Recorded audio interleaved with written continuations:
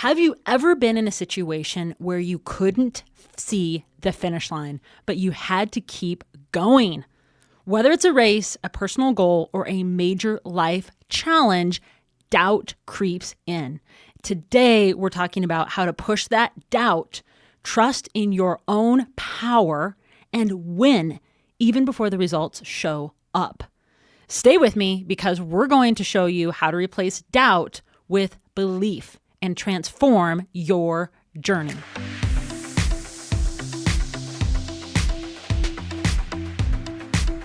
So welcome to episode number 31 of Embers Rising. I'm Wendy Jae, and today we're tackling a topic that we all face, and that is doubt. But before we dive in, I have to take a moment to celebrate my husband, David, who's co-hosting this podcast with me and just crushed his first 27K trail run with a first place finish in his age group. Yahoo, Dave! All right, I don't know if I'm going to say I crushed it, but You I did. am going to say it didn't crush me, and I had no doubts that I could drag myself across the finish line. That was pretty incredible. I mean, such a journey to watch. And I have the video of him coming through the finish line, which I'm going to post right here. So make sure to check it out. You know, David, you put in such hard work. And I know that you faced doubts out there because I went through it too along the way. But ultimately, we trusted our training. We trusted our mindset to push us through to victory at the very end. And that's exactly about what we're talking about today. How to overcome doubt, believe in who you are, yourself, and win even when you can't see the finish line. That's so important. And whether you're chasing that personal goal or facing that big challenge, today's episode will give you the tools, inspire you to trust your mind and start creating success right now. Before we get into it, though, I have to take a quick moment to pause to say, hey, thank you for showing up. You know, choosing to press play out of all the podcasts in the world today means you're already taking steps towards your big goals and you're believing in yourself. And that's super powerful. So thank you for being here, David. And I love that you're with us on the journey, and it shows that you're ready for change. And, you know, I mean, the race was amazing, but you've just sort of glazed over the other half of the results of what happened in that race. Oh, no. We're going to dive into it right now. I'll wait, but I want to celebrate my incredible wife. Okay. You ran an incredible race. You were number one in your age group also, which meant a lot because your age group had some pretty stout competitors in it. But the thing is, you were number 4 overall in the female group for any age. And there were some people that flew in from all points of the globe to actually be in this because it was a UTMB points race. Not the 27K, obviously, but yeah, I think it was pretty cool. So congratulations to you because that was an incredible effort. And I know you might have had some doubts out there too, but we sweep those under the rug, I think, because you have to. Well, we're gonna pull them out right now so we can share them with you. And this is what we always start with: our life updates, what our weekend was like. And if you're just joining us right now and you're wondering what the heck we're talking about, is David and I just completed our first trail 27K run of the season. Super stoked because a weekend ago, we did our first half marathon on the road, and then we wanted to do the following weekend with that 27K trail run. Yeah, and then the weekend after this, we do a 50K. So yeah, we're headed to our first there 50K. is some madness to this whole plan, or is there a plan to this whole madness? Either way, it seems crazy in our household sometimes because there's work to be done in so many different directions. There is, and it ties along with this episode of self-doubt. And I want to break through the conversation of us out there, and I want you to share your story of struggle on the way, where it happened. And I want to share mine too, because it's so easy to say, yay, we got those first place.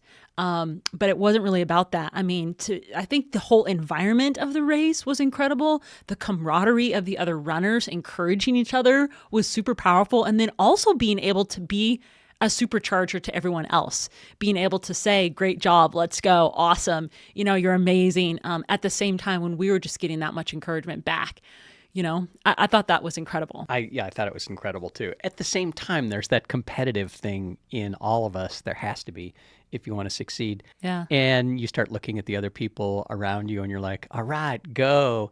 Yeah.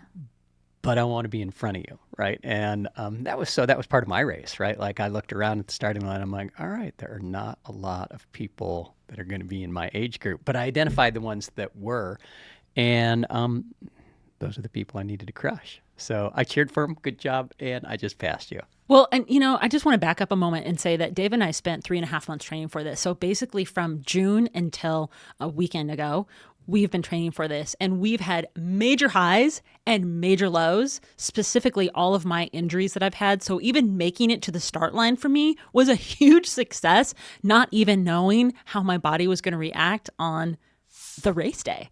I had no idea. I was even remembering like the day before, all of a sudden my piriformis had tightened up again. I'm like, no way, you've got to be kidding me. I've been so loose lately. What the heck's going on? I can't believe it. It's the day before. Is this psychological? What's going on? So, yeah, tell us your story, Dave. Tell us your race story. Yeah, so boom, from the gun, I was out of the gate, and going up the road, I realized there's going to be a group that's in front of me, and there's nothing I can do about that, right? And I knew that going into it. Sort of fell into my pace, and I'm just junky in the first couple miles of any run, of anything I do, right? Any workout session when I sit down at my desk. It's just that beginning part just isn't calm for me. So I finally, fell into my rhythm. And there were a lot of challenges on the way up to the aid station, but I was really just like, there's a turnaround point, and once I get there, everything's going to be golden because a lot of it's going to be downhill. So we climbed up, about 3,000 feet to get to that aid station. And wouldn't you know it, on my way up to the aid station, who do I see coming back on one of the toughest parts of the uphill trail? There's Wendy Jae. So I did get a mid-race kiss and a little encouragement. You were in the pain cave, and I was going downhill, feeling pretty good about myself. And just so you know, for our listeners and viewers, the course we're talking about was an out and back. So we hit a halfway point, and then we turned around and had to climb 3,000 feet back up to head back down. And there were 3 races simultaneously. There was a 50-mile, a 50K, and the 27K. They were staggered starts, but there were people coming and going. Plus, the trail system is open. So there's bikers, runners, hikers, dog walkers, families, like, what are you doing out here? So there's all of that to navigate. But yeah, I did make it up to the turnaround point and had pushed pretty hard. I arrived there with the other guy that looked like he was in my age group. And for some reason, and I think I encouraged him, he's like, shots of Fireball? I'm like, you go, like, have some shots of Fireball. And he left the aid station first, and I passed his poor, withered, vomiting body at the bottom of the first gully. Yeah, it was a shame, but it was his own doing, right? And what did you grab at the aid station that you just were so enjoyful heading back down? I was like a 9-year-old running down one of the steepest climbs, as people are coming into that aid station, with 2 Otter Pops, one in each hand, a cherry one and an orange one. I'm like, doo, doo, doo, doo, doo, doo, and smiling at everybody with their pain face as they're trying to make it up to that aid station.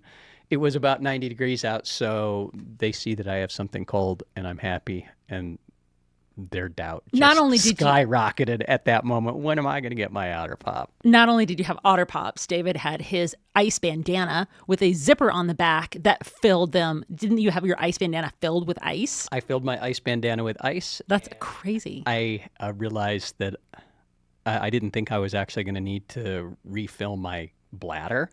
Because I put 2 liters of water in it, and I was like, made that sound as I got to the top. I'm like, really? I drank 2 liters of water, but it was 90 out, so I filled that up with ice water. But the challenging part for me came about halfway back on the return in a downhill section that I run multiple times fast because it's downhill and I can go faster downhill, obviously. And I just bonked. There was no more energy to my legs. There was no more nothing I could do. So there I am walking downhill in the fastest section. And what did I do? I pulled out my phone and made a video, sort of with tears, just crying. And I said, real time, I'm going to post it to Facebook. So they gave me something to do for like 5 minutes as I walked down the hill. And finally, one of the 50Kers passed me, and I picked up the pace with her and just used her as a pacer for quite a while until I realized she was suffering also and passed her. So that was it at the end. I called you, which was sort of funny because I was at a little bonk point right below these very steep stairs. They ended the race by making you climb this ridiculously steep staircase, which is unfair. But I said, yeah, I'm coming in and prepare the prepare 911, right? Like I just wasn't feeling great, but I was feeling great at this. That's awesome. Yeah, you did amazing. That was really good. That's like long story short. You know, David and I, when we do our training, it's a little bit different. I do a little bit different training work than Dave does.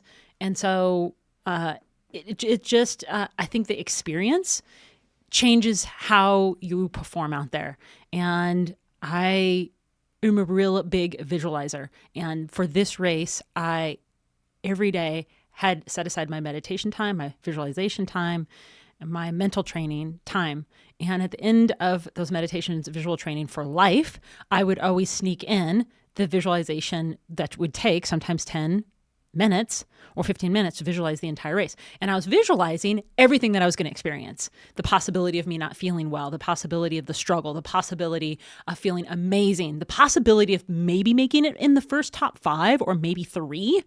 I imagined all of that. So what was cool for me was when I got on the trail and we shot out the gate and we started up the switchbacks, I hadn't really thought about that visualization that I had done until I was maybe a quarter or the third way out there. And I said to myself, oh my gosh, I've been here. I have visualized this so much. Here I am. I'm actually doing it. And that visualization is so huge because it gives you this confidence in your brain where the self-doubt's already crushed because you already know you can do it. You've already visually seen yourself and your mind can't make the difference. It's like, oh yeah, I've already been here, done this. Now your physical body is now going through the actual experiment of it. You know, we're actually now doing the action of doing it. So for me, it was just incredible. And I remembered the big ridge trail going up to the power line towers and up to the very top of that 3,000 and kind of snaking behind some groups. I would be in front, and then I'd be in back and in front and back. And we were all kind of power hiking and running up there. That was incredible when we got on the flow trail, and I call it the flow trail because it's kind of this downhill. It snakes along this beautiful kind of inside of this canyon, very single tracky, and it was shade then at the time because it was still morning. And so that was nice and cool. I did catch a little bit of that shade. Yeah. That was so nice. And once we come out of that, we have a big downhill that's a connector trail to a lower trail that we have to connect to that goes over to like a little creek. And that was all incredible. My body wasn't in pain yet, although I could feel the start of my feet starting to hurt. And I could tell my legs were not fresh from the recovery from last weekend's half marathon. So I knew my recovery wasn't there, and I wish I would have been stronger and faster. But I did. I made it down that connector trail and then back up the other side to a place called Motorcycle Parking Lot where the halfway aid station was. And lo and behold, my beautiful, wonderful sister was there to give us some crew support. And that was so wonderful just to have a familiar face to look forward to. And also just goes to show you that all of you runners out there, when you can have a friend or family member or whoever meet you somewhere at an aid station, how much it means as a runner to be in the flow and seeing a familiar face, just that little bit of encouragement that you can take with you to turn around and be like, all right, I'll see you at the finish, you know? Oh man, that was such a boost. And she had this water bucket with a fan set on top of it. And I tell you what, that woman was on it. She was spraying you down, sponging me down with sponges, with ice water sponge. I mean, it was so fantastic. The thing that I regret, though, is not taking Dave those ice bandanas that she pulled out of the cooler that were literally frozen ice packs. I was like, oh, I should have taken those. But, in hindsight, it was like, I'm like, oh, no, I'm good. I'm pretty watered down. What do you do with an extra piece of equipment, right? It's like, wait a second. Where can I fit that in my hydration vest? To have this, right? So it's like an alien. It's just not going to happen. Yeah, and it was so hot out that after I left, when I started back up that connector trail that was very steep that we had come down, I was already dry. I mean, I was like, whoa, I'm already dry. This is incredibly hot. And we had not really trained in the heat. All of our runs training for the last 3.5 months were way early. Like we were training in the dark. Yeah, we trained to avoid the heat, right? Right, yeah. So we're like, get up now we're in the heat. 4 a.m. and do the run because it's hot here in the summertime in the high desert. Boise, Idaho is high desert. such a great learning lesson to train in the heat, and we did not do that. So that was something to add to my lessons learned list. But yeah, coming down, I think Dave and I shared that we both had a low in the same spot, and that's where the mental struggle started. And it kind of it absolutely ties into what we're talking about in self-doubt, because I also had this moment of low coming down the trail feeling, man, can I do it? And I needed a phone call. Like, you just want to talk to someone. And this was between, like, I had been in a gap. There was no one behind me. There was one gentleman that was in front of me. I could barely see him, but I could see him trucking along. And the aid station was down there. I couldn't hear it, but I could see the tent. And that was like my only, like, oh my gosh, I can't wait to get to the aid station and get sponged down again, That was amazing. But the self-doubt, I was like, this is the part that you have to plan for, that mentally you're going to have the challenge. We'll have one at the 50K coming up, and you have to get over it. And these are the things that we're going to share with you, how we did this, and specifically what you can do to change this around. I do remember also pulling out my phone. I didn't make an incredible video like Dave, but I pulled out my phone and said, this is the only video I'm taking, and then showed the trail. And that was it, because it was so hot. I had my crazy ear flaps on, my Chew Strong running hat on, and I was just going for it. I do have to say, by the time, I was finishing maybe the last, 4 miles on the flat road and then back to the complete finish, I was in the pain cave. It was very hot. My feet were hurting. My stomach was turning on me, and getting food down and gels was just like not an option. It was just hurting at that point. And I was running out of water, and you only can take electrolytes for so long. I was like, I am done. And this, knowing that I had so much more to go. And I now know that there's a lot more of me to train to be in a better position. And it's never ending, is it? No, never ending. Every athlete, no matter what, their performance is, whether it's gold medal or last place, if you're going to be in the game, you're going to continue to train and push and improve. And that's the nature of things. It is. And I think that's probably going to be the core message from today's podcast about doubt, right? Because action trumps doubt every single time. Yeah, for sure. And what I want to do right now is completely, fully recover. But I know that that's not possible. We can get in some recovery, but we still have to stay activated because of the 50K coming up. So it's like we're down cycling on a taper right now. We are tapering in the taper space to build up back to that 50K. I want to remind you and everybody that I've only started running this year, so I don't even know what tapering is, right? I hear you say that word, and I'm like, all right. Dave just follows whatever's on our calendar schedule. So he's Right. like, yeah, if it's an hour run today, great. Is it 2 hours? I don't know. Whatever it is, yeah. Because I'm so new to it, right? Like, it's just, to me, it's all time on feet. And I know when I'm tired, so I move slower. So that's what's up for us in the training. And then we always share in these last 4 months, we are going through AI Mastery class, switching gears, AI Mastery class, and we share our lessons from what we learned in last week. And last week we was incredible with AI Mastery. We talked about creating custom songs with AI, how to do that, where to apply it, and creating GPT assistants. What is a GPT assistant, Dave? Well, it's just like having someone that knows exactly what you need in your back pocket instead of having to load up, all of the core information at the beginning of a prompting session. When you want GPT to do something, like, it doesn't have any context or content. And so that's really what a custom GPT is. You give it all the context, all the content for the tasks, and then you can just jump into ideating out into space with some accurate direction for the thing. Yeah. I think that's the way to describe it. Well, and I was just going to say it a little bit differently. So creating GPT assistants is different than custom GPTs. Custom GPTs is like one-offs and prompts that you're creating with a specific GPT. But with assistants, it's taking like a reoccurring action that you're doing, compiling data into something so that you can review it. But it's an assistant in a way that it's constantly being activated to do something for you. So if you wanted, let's say, to have your email checked and you wanted an automatic reply, that you could set up an assistant to do that. If you wanted to have an assistant set up for reviewing like invoices or time cards or specific data and on a reoccurring basis. You can set up those assistants to do it for you. It was very technical the way that we set those up through APIs and schema, and whoa, it was mind blowing. But it was good to know that that's available out there. Yeah, for sure. So a custom GPT is like a runner, right? And so GPT is ready to run in any direction.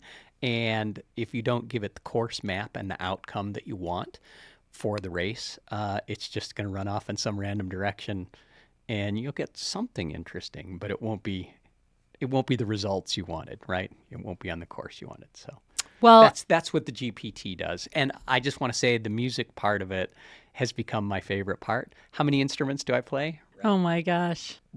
I can't even say I play the guitar because I play it so poorly.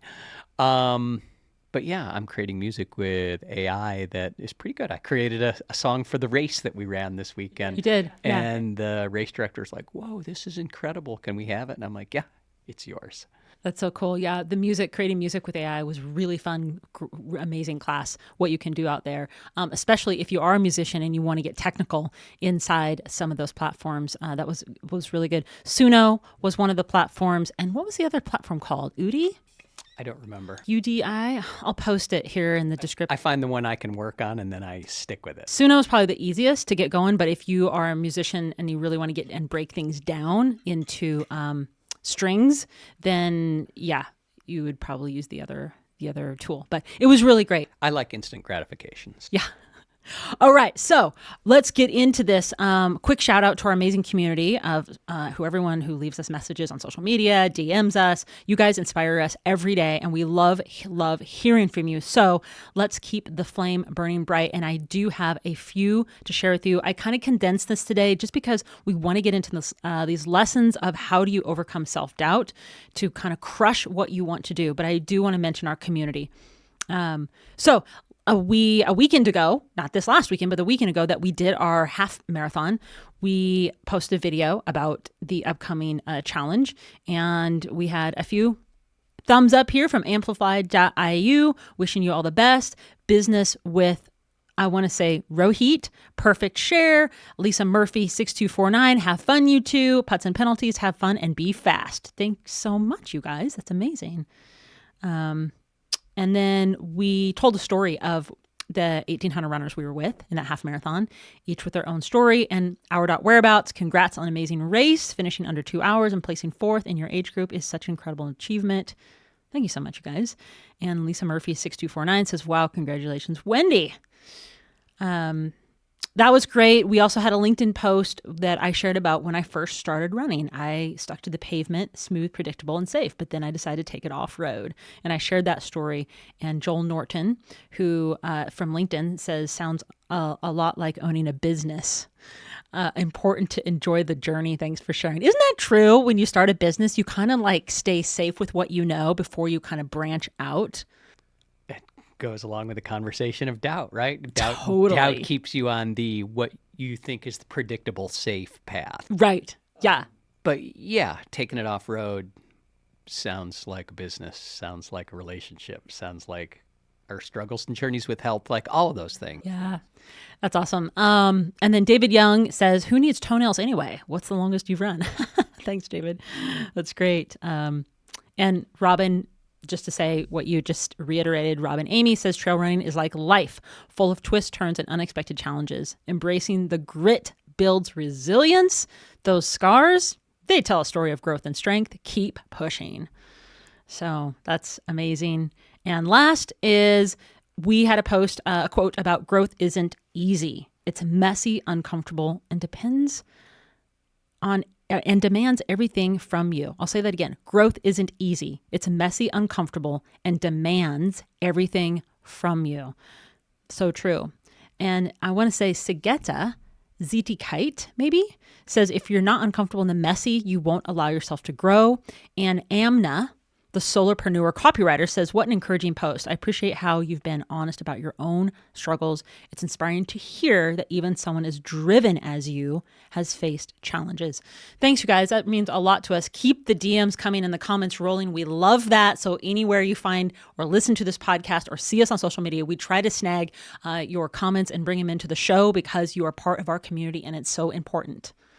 So yeah, just want to dive in. So I'm going to dive into this, Dave, because let's get into how do you crush and kill the doubt in your head, because it happens for all of us. We all hit these moments and we need reminders of how we can overcome this. And so this is where we're going to hear the screeching wheels a little bit, because I think it's important to talk about overcoming doubt, but you'll never overcome any doubt if you don't know where it's coming from, right? And so you can't fix what you can't see. And I think we should start by talking there. Where does doubt come from? Yeah. And I'm willing to sort of take the lead on a little of this if you want me to go for sort it. of talk about it. So, yeah, because I know you have some awesome ways to overcome doubt. But I think when people think about it, right, that's this mindset piece that they're always working on, and they don't fix it, right? They don't fix the source of the doubt. And I was just thinking about this, and I made some notes. Obviously, I've got my notebook right here. And so tell me if you agree with these, where doubt comes from. First of all, doubt comes from the past, right? Those negative experiences in the past that you start to loop on. You ruminate on, is this just another repeat of the past? And the past is, a zero predictor of your future, yet we all rely on it so heavily to guide us in our journey and then other people's journeys, the advice we give to other people. I want to add to that, because you just said something really important. You said, say that again, the first part of that, the first part of self-doubt. Well, I'm just saying that it comes from the experience of the past, right? I think that's so important, because that is absolutely true. The reason, or you haven't experienced it yet, so you don't know. So when I think of this, I think of people in my life that I know, that are close to me, that have self-doubt because they are afraid that they will get the same result. So why would you put effort and energy and time into taking an action and get a different result? Because there is a feeling of almost a habitual, I would say, habit of being okay with feeling guilt. And I think self-doubt and guilt go hand in hand. That you can constantly say to yourself what you just said about it is an action that has the very predictable outcome. And so you will continue to stay in it until you would make a change. But you can also be very addicted to the guilt if you don't actually go all in. And it's so funny that you say that, because that's actually the safer spot for most people than the unknown, right? And the second place where doubts come from is the future, right? But you're projecting your past into the future as if it was reality. And we all have no idea what's going to happen in the future, but I can guarantee you, if you keep taking the same actions, right, you will continue to have the same results. And so if the results you're getting are not what you want, then all of a sudden you have this self-doubt about what's going to happen in the future, and it becomes this fear of failure, right? So it's like this past-future loop, and it keeps us not in the present, which is the only thing we really can somewhat control, right? Like, no amount of regret will ever fix whatever happened in the past, right? It's just not going to happen. No amount of anxiety is ever going to solve what comes in the future, because the future is going to come. We don't know what it is. So in the moment, one of the ways, and I know you're going to get there, to solve doubt is to be here now. I'm going to go on with this because I know I don't want to derail you here, but comparison, I think, is probably one of the things that drives doubt today. And it's become so in your face with social media and what's going on and everybody posting all of the good stuff, right? Like, people really appreciate the comments where you're real and you're talking about your struggles, as opposed to always posting up yeah, I got this, I did that, I am this, all of those things. But we all consume that on a regular basis, and that comparison starts to make you feel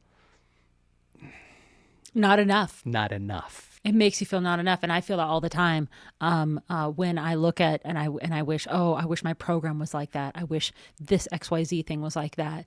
I feel that too, and I have to mentally make a change and work on it myself to not get in that space of comparison, and really trust what I can share and who I can inspire, and just be Wendy. That's the most important, and share that as authentically as possible. Because, hey, the last 2 weekends, we've had great results, but it came with a lot of pain for me. And it wasn't just like, hey, yeah, I did, that's great, and I'm going to brush aside the fact that my feet are blown up and I have tape on my feet to hold down the blisters, and we're, puncturing with needles, and I'm sitting in the bathroom in pain. That is not easy to go through, regardless of the learning lessons on the recoveries and the back-to-back races. So being authentic and sharing is important, but the comparison is big in self-doubt. For sure. Another place where doubt often comes from is that perfectionism, right? And for a lot of people, they're thinking either all or nothing. And when you get in that mindset, ego gets in the way, right? Because nothing feels safer than going all in a direction where you intuitively know you can't predict the outcome, and maybe you're going down a path that you've never done before. And so there's the ego and all of those things that just prevent you from actually taking action, and you spend the rest of your life planning and learning and doing all of those things so that when you're ready to launch, you don't mess up. It comes out perfect, which never happens, right? There's just no perfect journey. It's all that rocky path. It's all the trail. But there are ways to control that self-doubt. There are ways to overcome that and shift some actions. Absolutely. Last thing, negative self-talk, right? One of the biggest drivers of doubt. And you need to take control of your mind. Whenever the opportunity arises, and I say that, right, like, because it's impossible to take control of it, because biologically emotions are just triggered, right, all the time from all kinds of different sources. But the second they come into your consciousness, then you have the ability to bend the way that impacts you. That's the only way I can describe it. So there's Dr. Amen calls it the ants, right? There's the ants loop where you have these automatic negative thoughts. And it really comes from this loop of doubt creating frustration with the results, and the frustration creating more doubts. And then you connect these neural pathways because it's so energetically straining, right, for your brain to go through this loop. And what you find is you become the person that doubts more easily and becomes frustrated more easily. And that becomes something that your mind, your body can easily do, right? And the more you do it, the easier it is, the more it happens. And you get yourself in a place, right, where I don't want to use the F word, but you're screwed, right? Like, you can really work your way into such a negative, dark place that all you get is negative self-talk, no matter what you consume, right? Whatever you say, however you meditate, if your overwhelming mindset is negative, negative plus a negative. So We all have a chance every day to wake up and change. We change our mindset, change how we are going to have the predictable day. We all have that chance, and it starts with the moment that you wake up and what you choose to consume. Taking that breath in the morning, putting your feet down on the floor and feeling the ground before you actually stand up out of bed. It takes that moment of standing there, putting your clothes on to say, what is my next goal here? It is not starting your day when you can be predictable about how you are going to run your day instead of it running you. If you continue to lay in bed, consume social media, consume the news, hang out for half an hour, and then get yourself up, because that has just changed. Wait a second, who are you talking about?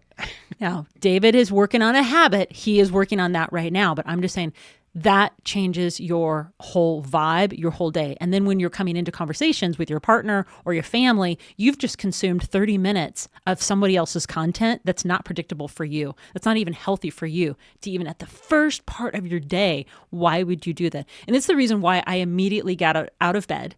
Within like a 5 to 10 minute window, I get out of bed, do not look at my phone, and I say, I know this is what I'm going to go do, and I start the process and I don't look at the phone. But I want to dive into some lessons of ways you can accomplish self-doubt, because I do think that these are incredibly important, and I want to provide some takeaways and some action steps for you if you're listening to this that you can apply right today, because this is so important. And the first one is talking about visualizing your victory. And it's the thing that I did twice in the last 2 races that helped me get through the mental toughness that I had to have to get through the times that were I felt down and it was hard, but I visualized in both races. I knew that the courses was going to be like. I visualized myself doing it in the pace that I could. I sat and had those visualizations. Now, I really am a big believer in mental training. And we talk about physical training and getting into the gym and doing the stretching and do all the work, but there's also the mental training. And I think it's a component that's easily forgotten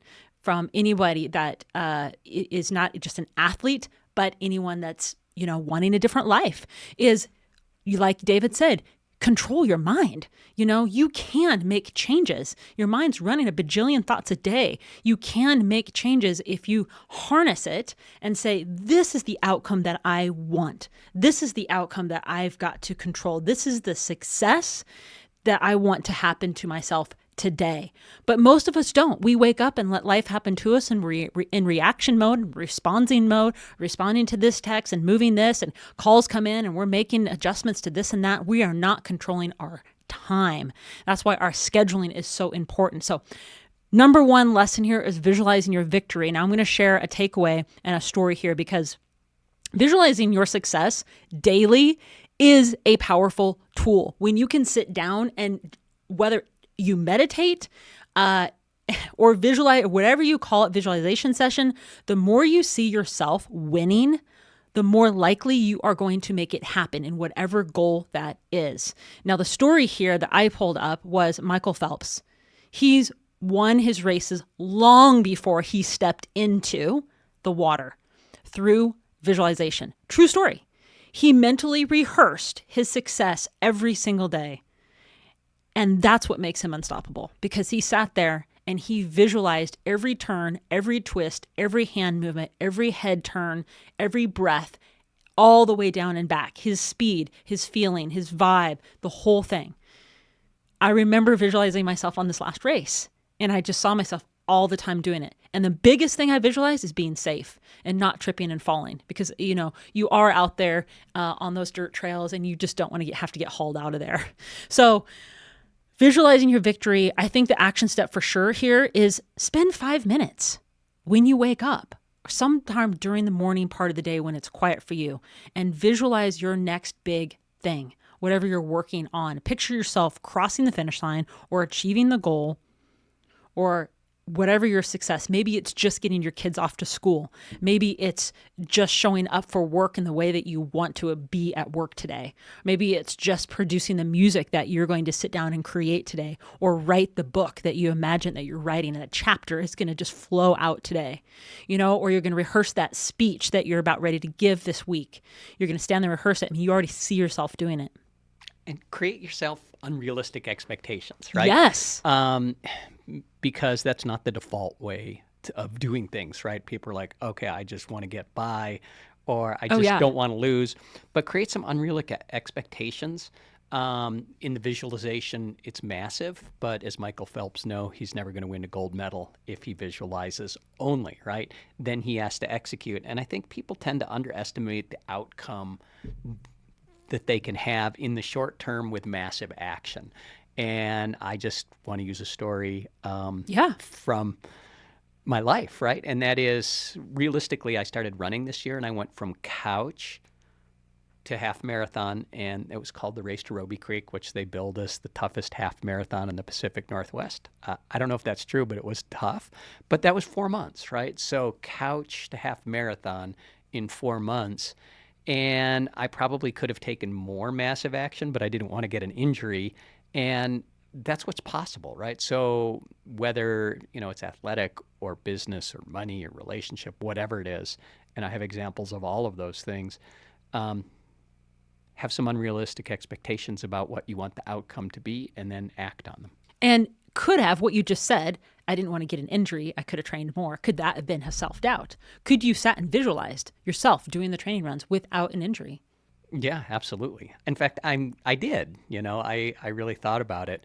And the funny thing is, I went into this with the conversation that I have bad knees and knee pain, right, when I run. And it was true for the first couple months. The knee pain did manifest itself. And I kept telling it like, you'll get over it, dear knee. Guess what? We're not stopping this year. We committed to this year, so you need to figure it out. And the knee responded in about 60 days by going, okay, I give up with the pain. Like, let's go. We'll get stronger. No, that's awesome. Yeah, that's awesome. So, yeah, visualization is your victory. Focus on that.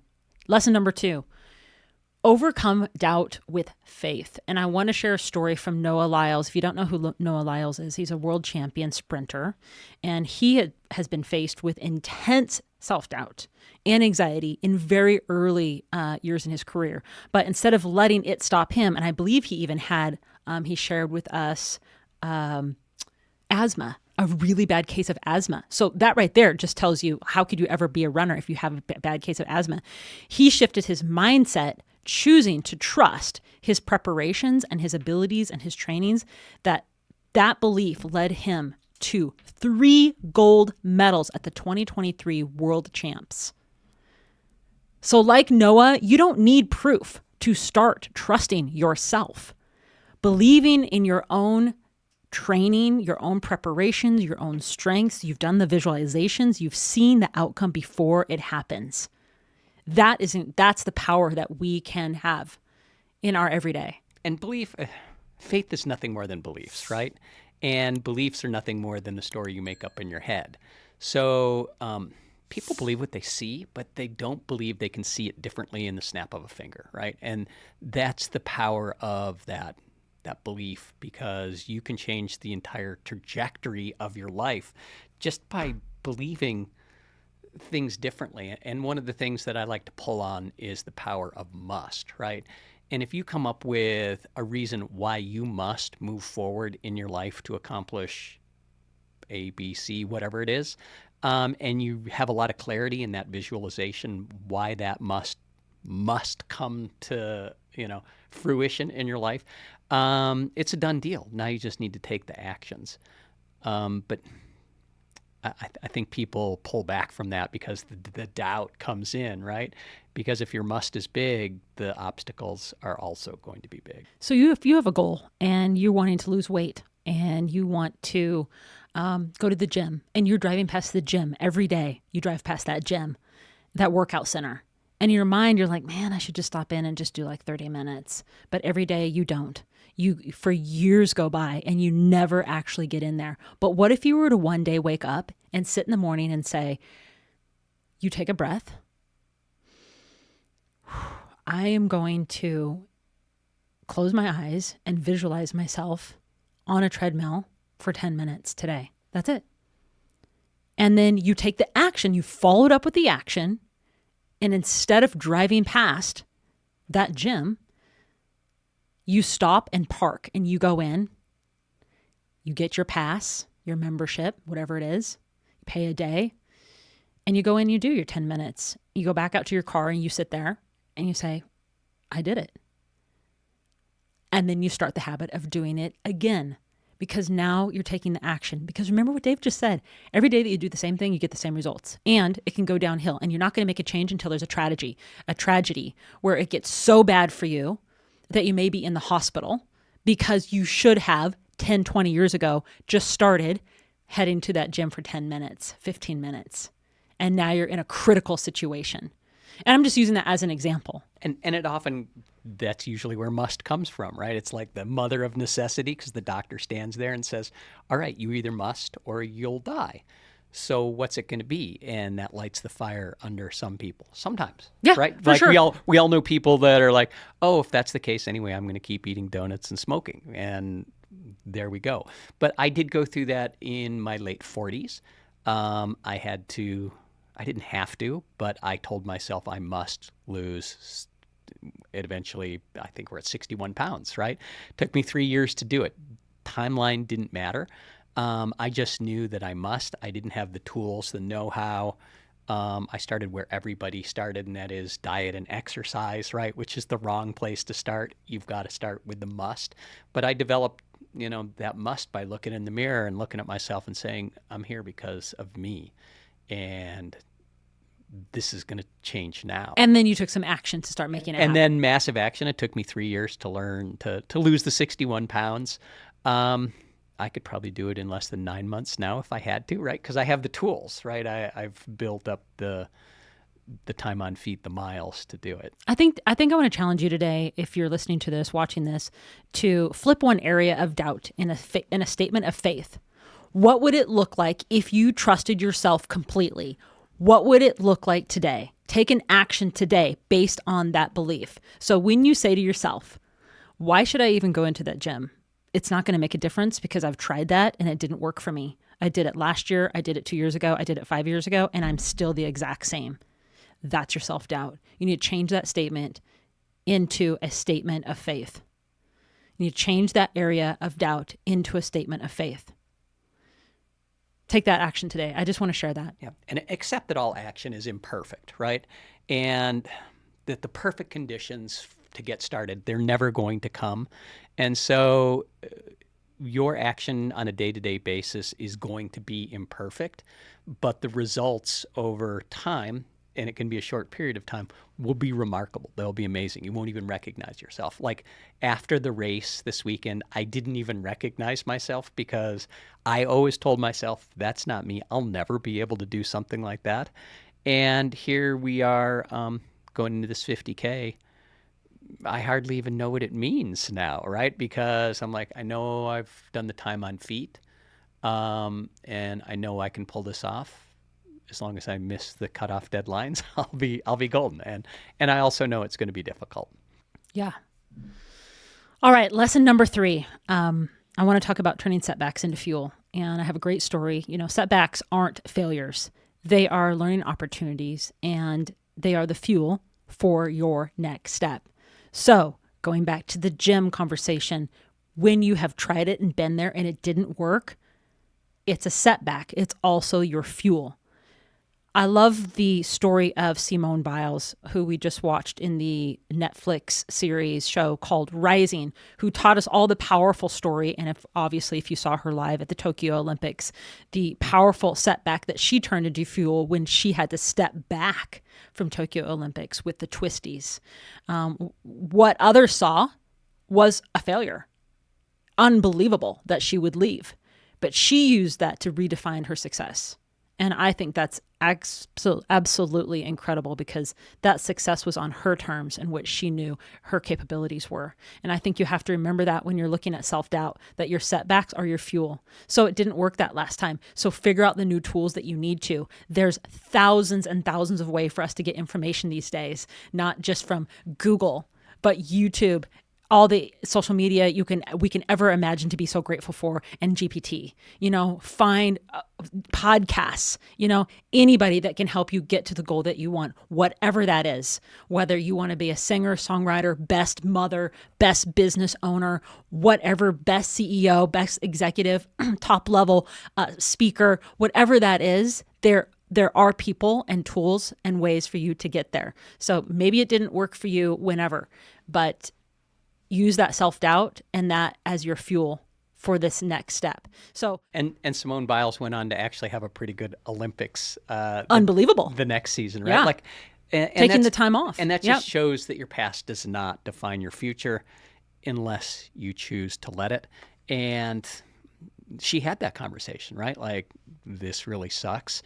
And the fans, the media, everybody was brutal. But you have to remember, when you're a champion, everybody that is the fans, they tend to try and punch up, right? They're punching up to your level. It's not your job to punch down and try and take them down. Ignore that noise. That's the floor. Yeah, that's the mindset of a champion in like a nutshell, right? Just failing every single time until you win. Here's your action step. Reflect on your last setback. Write down 3 lessons you have learned and how you'll use them to fuel your next move today. Don't wait. If you're listening to this podcast, hit pause, pull out your phone, hit up notes, and like literally write this down. Okay, what was your last setback? Write it down. Dave, what was your last setback?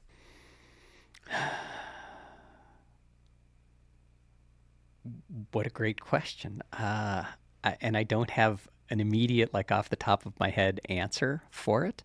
I'll just go to my training run this morning and my headlamp died in the middle of the dark 5 minutes into my run. And I continued to change course to try and stay in the light. I was going to do a river run, but there's no moon. It's like pitch black down there. And there's bobcats and moose and all kinds of stuff. So I'm like, well, I'll stick to the street. I thought you just took your wife's suggestion when I said when we were coming down the street, I always use the street when it's a little dark outside because it's so light. And I'm like, yes, Dave's actually taking my advice. Amazing. That was it. Okay, that's actually what happened. So you took what you thought may have been a turnaround point heading back home with no light and still continued on to find light to continue your run. I continue running into the dark despite the fact that you can't really see where you're going. And what a perfect way to describe most of what we're talking about, because the doubt is that darkness. Run into it aggressively and you will find yourself in daylight sooner or later. And then you'll laugh about it, right? You'll be like, well, what was I scared of? I can wrestle a moose if I have to. So. No, that's awesome. Cool. All right. So let's move on. Number 4, the power of thought shapes your reality. And we've been talking about that since number 1, your thoughts do shape your reality. When you believe in the outcome that you cannot see yet, that you want, you can start creating it. Because what happens is when you believe it and you actually start in your mind, you're going to start now applying the actions to actually make it happen. You're going to start changing the way you're attacking your days, changing the way you're attacking your goals. No one ever says that to you when you actually watch any of these videos on YouTube or TikTok and you see the inspiration. Nobody ever says, well, how does that happen? Like I'm sitting here, I'm visualizing, but what's the next step? The next step is you're going to start changing your own actions to start making it happen. You want to be an incredible guitar player? You're visualizing it. You're actually going to probably pick up a guitar and actually hit some notes. You're actually probably going to take a lesson. You're actually going to find an instructor. You're going to start taking the steps to actually make that happen. So the power of thought is so important, and someone that I really absolutely believe in that I have watched and studied for years that continues to help me is Dr. Joe Dispenza's story, how he healed his spinal injury using the power of visualization and belief. He saw himself walking when he was paralyzed, and through mental daily practice, every day his body followed. He mentally was seeing himself feel his toes, move his legs, make a movement. That's incredible to me. So your thoughts do shape the reality. I just think that's for all of us when we're talking about self-doubt, it's all mental. You can be successful. You can say the mantras that I am powerful, I am successful, I am wealthy, I am abundant, I am strong, I am healed, I am in no pain. You can say that and your body's going to follow. But you got to do it every day. You have to be consistent. You have to do it. And then you have to do the work too. Got to do the work. You can't manifest yourself into, $1 billion just by the manifestation alone. You at least got to buy a lottery ticket, right, to have a chance. At a bare minimum. Probably not a good way to get to $1 billion, but if you've never heard of Joe Dispenza, though, check him out. He runs some incredible events like these long weekend events that you can go to with a huge group of people that you can sit in with. And Dave and I have yet to actually do one, which I'd still love on our bucket list to go do. But the energy of the people, being with that and training your brain in ways that you never thought possible, just to help stimulate you, to trigger you, to actually pull this into your mental habits and believe in yourself that you can do something that's maybe unbelievably impossible, that you can do it. I love that. Listening to myself talk, I just had a little bit of an aha moment too. And that is the visualization when you're working on the internal, right, is actually the action itself, because it's energy, right? It's energetic. Yes. And so much of the time you hear about visualization and then people are thinking automatically about making something external come true through visualization. I think that's where we get confused. And even I get confused there, right? Because I don't think about it. So Joe Dispenza is a good reminder that the internal work, that deep work on yourself, visualization is actually taking an action itself. Yeah, that's powerful. So the action step now is for you, speaking of action steps, is to really try to spend 5 to 7 minutes a day in the morning visualizing the future you want. That's what we kind of talked about in number 1. And focus on feeling what it would be like to get first place, feeling what it would be like to become wealthy or healthy or abundant or healed or in no pain or the most incredible mother or incredible singer or dancer or athlete. That believing in you starts helping shape your reality. And then anchoring it with that must, right? And yeah. Here's another great story. So, 11 years ago, I met Wendy Jae for the first time in person. We had worked together for a few years. Go back, you can hear our story. But in the couple days when we first got together physically, it became a must, right? Like, you were my life. And I just knew that instantly that we were like meant to be together. And so what did I have to unwind, right? Like I had my whole life somewhere else. I had a business and a house and, all of the stuff. And I was part of a community in San Diego and Wendy was in Hawaii. But that must, that vision of the future, that vision of what I wanted, I was able to unwind all of that in less than 60 days and find myself That's incredible. in Hawaii with the love of my life in a whole new direction. Now, there was a lot of doubt in there. There was a lot of hard decisions that had to be made. But the fact is, when you have that must, you put your head down, you move forward. And as the obstacles, objections, and doubts come up, you're like, out of my way, out of my way, out of my way. I'll fix it. I'll figure it out, whatever it's going to take. Anything I've ever wanted in life, I have visualized. Anything I've ever wanted in life, I have put the things around me. Even if I've always wanted to live by the ocean. I've always wanted to live in Hawaii. Well, I physically couldn't bring the ocean to me. Okay, I'm in the state of Idaho. There's no way I could bring the ocean to me. But I would do certain things like putting up pictures of Hawaii. I'd have in the summer, I would have a little beach chair and a little plastic pool outside. I was doing everything in my mind to put the signals out to the universe and out to God saying, hey, this is what I want to have happen in my life at some point. I really want to live in Hawaii. Same thing when I was in Hawaii. I was like, man, it'd be great to have a soulmate. It'd be great to have a partner. But I didn't force it. I wrote everything down on a piece of paper. And what I mean by writing things down on a piece of paper, I wrote down, this is my ideal soulmate, down to he looks great in the old 501 button-up jeans. Oh, my favorites. I'm like, he's about the same height. We could both go horseback riding. We can both, ride bikes together. I was very specific. I taped it on the back of my door. Anyway, I was also doing meditation a lot and visualizing, but I was never not patient because I said, I'm okay, whatever the timing is out there. And whenever it's supposed to happen, I'll be okay with that. But that visualization led us to meeting. And that's another incredible story to share with you all because I didn't have doubt that I'd meet my soulmate, but I wasn't sure when. But the fact that I put it out there, that I was putting the steps towards getting the results.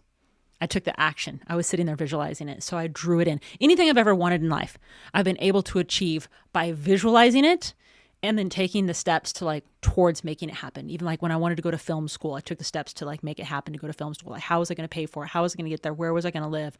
All those things. So it's powerful. And I think your challenge this week is to take action before you feel ready, to identify the goals where your doubt is holding you back, and take one bold step this week. And remember these key takeaways. We talked about visualizing your victory, see your success before it happens. We talked about overcoming doubt with faith, trust in your abilities like Noah Lyles. Know that it's going to happen. Turn your setbacks into the fuel. If it didn't work out, you know about it. So use that failure as a stepping stone like Simone Biles did to come back strong. Man, you can do it. You can. And we absolutely believe, and we are so cheering you on right now in whatever that is. And then thoughts shape your reality. Visualize and act as if your success is already happening. You're already standing on that treadmill making it happen. You're already planning your day. You're already doing that song, whatever that is. Really take the steps today and trust that you're capable of making it happen. And I'll just add, focus on certainty, right? Absolutely. Just focus on the fact that this is going to happen. I'm going to be the person I need to be, take the actions I need to take, meet the people I need to meet, whatever it is, and focus on that certainty. And at the same time, you need to simultaneously reframe failure as not failure. It's just the lesson you had to go through to get to the next step. And it has zero to do with who you are and where you are today. And how many of us are unrecognizable to the people of our past because they still remember us as being that past person, and you're no longer that person, right? Like, you can't even have a conversation with them because they're so stuck in the past. Just remember that all your setbacks is behind you. Today is a new day for you to show up. Just because you had that setback or that thing that didn't work out and you still want it for yourself, your family, your life, use today to get started doing it. Don't give up. Find a community, find support, find people that will help you, and just start taking the action. Even if there aren't any people to help you, start doing it. Just start doing the thing. Writing, like David, he just got up and started running. I can tell you, there were several times where I picked him up on the side of the road. When he first started running in January, we were on the flats in Hawaii, and I picked him up and he was exhausted. But you were out there doing it. You were actually out there doing it. You were trucking along. And here you are, just crushing it 27K. You got to go through the remedial steps. There's no way around it. And I love what you said about setbacks of the past. But let's talk about the setbacks that will come in the future. There's no avoiding them. Oh, absolutely. And it doesn't matter what you do, right? Run, not run, make money, don't make money. They each have their own forms of setbacks. And you just have to choose the ones that you probably would rather deal with, right? Like, I won't give examples here because there's many, but using health, right? Like, if you don't focus on your health, you're going to have some setbacks. They'll probably be medical. If you focus on health, then you may have some setbacks. They may be injuries, right? But they're going to come. But with that mindset that you can overcome them, and you have that it's just part of the process. Anything's possible. Anything is possible. Anything is possible. There are so many people right now saying, "Aren't you going through menopause?" I'm like, "What? Menopause? I don't feel anything." No, I'm still going. I'm getting ready for 50K. Are you kidding me? I don't have no idea what you're talking about. Probably not going to hit menopause on 70. We'll see. So anyway, let's wrap this up, Dave. There's so many next levels that I could take this conversation to, but I've got to keep it simple. And I just want to say thank you. Thank you for being here with us. Thanks for tuning in. David and I truly do love that you're with us. We believe in you. And let us know if you want us to do a certain episode on something, a topic, an adventure. We are super power couple focused, as well as our adventures and training. So we're open to your ideas. Leave us a comment, DM us. And remember, belief always comes before results. So, what are you going to say, Dave? I was just going to say, something I said right at the beginning of the episode. It's worth saying again, I think, and that is, you can't fix what you can't see. And often that's why we hire coaches, right? Because they see the things that are going on because they're looking at it from the outside, not the inside. And if your relationships are something that you're struggling with, right? It may be time to hire a coach and absolutely talk about what we do. Absolutely. So if you found value in this episode, please rate us on Spotify, leave a review on Apple Podcasts, and follow us on Instagram. To help fuel your flame inside, we will continue to encourage you to keep showing up, keep trusting yourself, and always choose to keep going. Aloha. Aloha.